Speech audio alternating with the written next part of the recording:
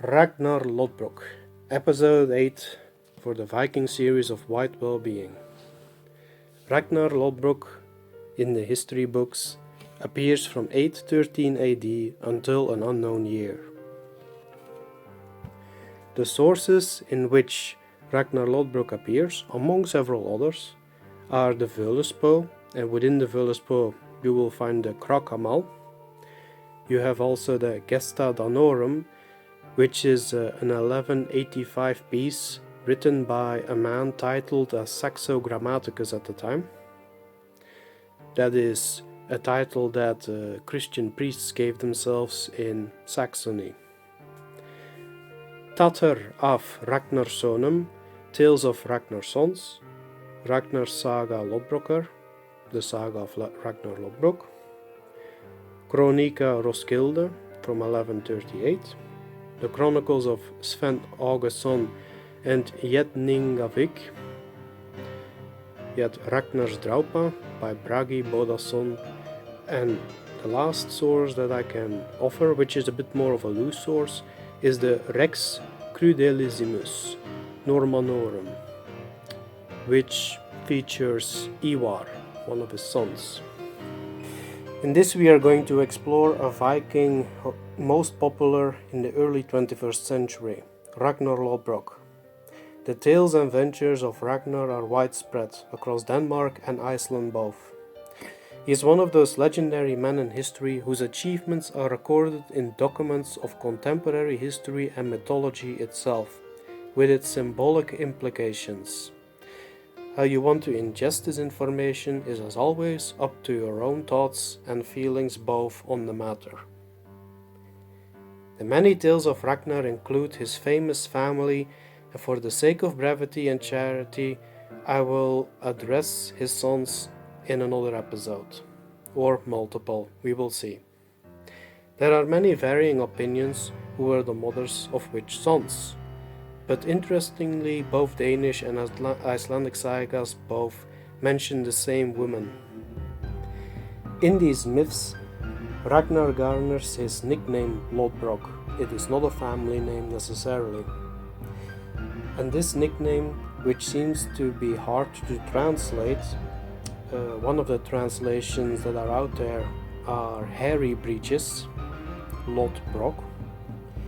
In Hans's opinion though, it may make more sense that it could mean leaden trousers, which equals as much as it might reference to armor, or leaden brook, which might hint at him being a Viking. It may be possible that this isn't too far from a potential translation. I may be incorrect, but at least this is food for thought. He is thought of as the son of King Sigurd Ring of Sweden and Alfhild of Alfheim. He had sons with Thora Björgerjord after saving her from a worm, that is, a dragon. He would have children with Kraka, her true name being Aslaug, who was the daughter of Sigurd Fafnirsbane, and this Sigurd Fafnirsbane is the same man that appears in the Nibelungen saga, so another mythical figure. He also had the shield maiden Ladgerda, with whom he had sons and two unnamed daughters, and an unnamed Frisian wife, who was the daughter of a certain Esbjörn. Where it speaks to his flaws or credit to have had 3 wives and all of these children remains a little bit of a curiosity. The named children he had were Ivar the Cruel, or the Boneless, Ubbe, sometimes also known as Ubbe Friski, Björn Ironside, Ulf, Agnar, Hvitserg, Sigurd Snake in the Eye, Ragnvald, Fridleifr, Eric Weatherhead, Rodbard, and Dunvad. From episode 5, we explored among others Horik I of Denmark, who would end up as the victor for the Danish throne, and it is during his reign we find a man appearing from the mists of myth and history, a man named Ragnar, who would become one of the Danish king's chieftains.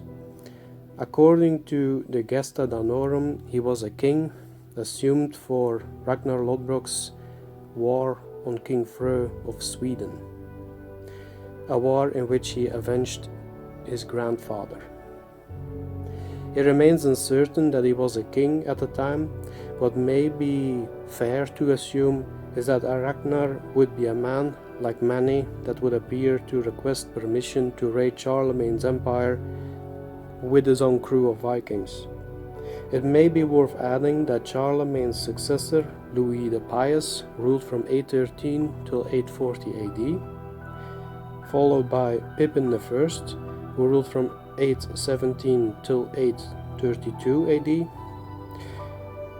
while also at the same time Lothair I, who ruled from 817 till 855 AD, together with Louis II, who was around from 844 till 875 AD, and finally also Charles the Bold, who was around from 843 till 877 AD.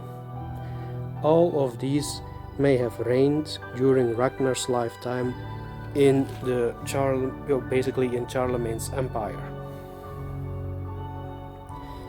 In the Regis Francorum, the Frankish chronicles have accounts of a man called Reginherus, which may be a Latinized version of Ragnar, who sailed up the Rhône and towards Paris, where he laid siege from 844 to 846 AD.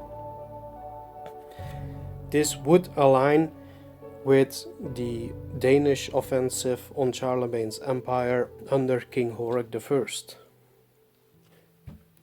As the story goes, Ragnar would go up the Seine, where later couples would sit together, look up at the stars, romantically involved with each other, or where painters would try to capture the beauty of the landscape.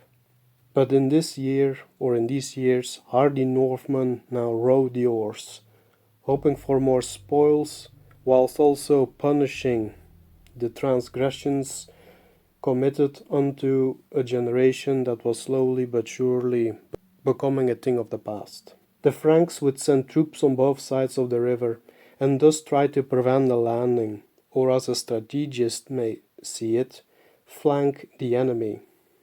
How unfortunate then that by doing so, these men had half their troops unable to help each other. Now close your eyes for a moment and imagine. You are sitting at the oars, while at the front Ragnar has his eyes out for any sight of this place named Paris. Confidence is high, for the coffers are full. You hear jokes of how you wouldn't be able to sail back with so much silver and artifacts. Then the legendary leader shouts, and all of you go silent. The Franks appeared on the shoreline, both of the shorelines. Everyone is pensive. What will be the command? Ragnar laughs and points at the shoreline with the least of opposition. And then you row, and he shouts, harder, quicker, and the pace picks up, rowing and rowing until the ships glide over the waters. Bows, shields! You are one of the bowmen, and on the fresh grass a blob of armored men await. Arrows! And then you let loose, and 100 missiles go whistling in the air. Then cries of pain, and the heavy thumping of iron on the deck or shields is returned. One such flew right past your ear. With a shock the vessels slide ashore, and weapon in hand you follow your shield brothers. Brothers, for this is no place for women. Your feet land on solid ground, and now spears go for the kill. The melee is wild for the first seconds, as neither side gives ground. The more of your brethren come ashore too. These crossmen are surrounded, and now blows Fellman. Your own hand guides a strike, blunting a helmet, and the owner collapses. Then the agony of iron piercing your skin, another scar for the collection. A few moments longer and the battle is won already. On the other side of the river cries of dismay. Later that day, an island on the river would be decorated with 111 hanged men. Not long after, Paris itself would have to face about 5,000 experienced warriors. On Easter 29th of March, as it goes, they sacked the city, and the official count goes for 7,000 livres, which is about 5,670 pounds or 2,570 kilos in gold and silver as Danegeld. They may also have been given land. This, however, did likely not last at first. On the return, they also sacked the abbey of Saint-Bertin. I won't go deeper into the many other places that were taken, but it is fair to say that Horrocks first had many chieftains would have heard the news and made attempts of their own. Paris was not sacked for the first or the last time. Although Ragnar was wealthy enough to live a life of opulence, he was not interested by it, apparently. He would sail to Britain, and there a certain King Hema would fall before him.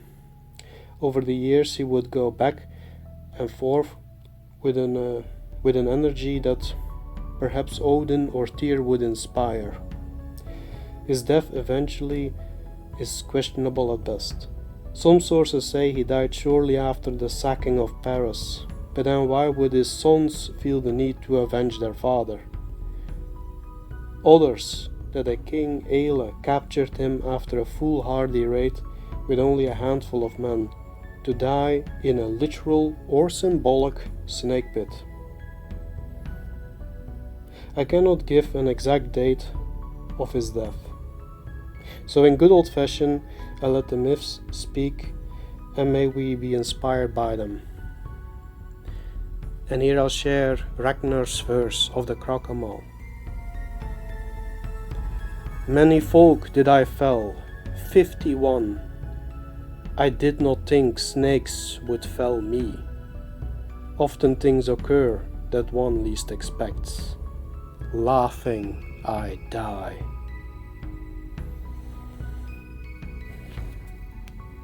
These are powerful words to meditate on, I think, and could serve as a great inspiration. Perhaps you may accomplish great deeds and be remembered so. For now, I think this is a good place to conclude episode 8. Remember that you hail from a race of heroes. All else is to figure out what you'll do to achieve such. This was Hans Hugren, and all of you have a wonderful day. Bye bye.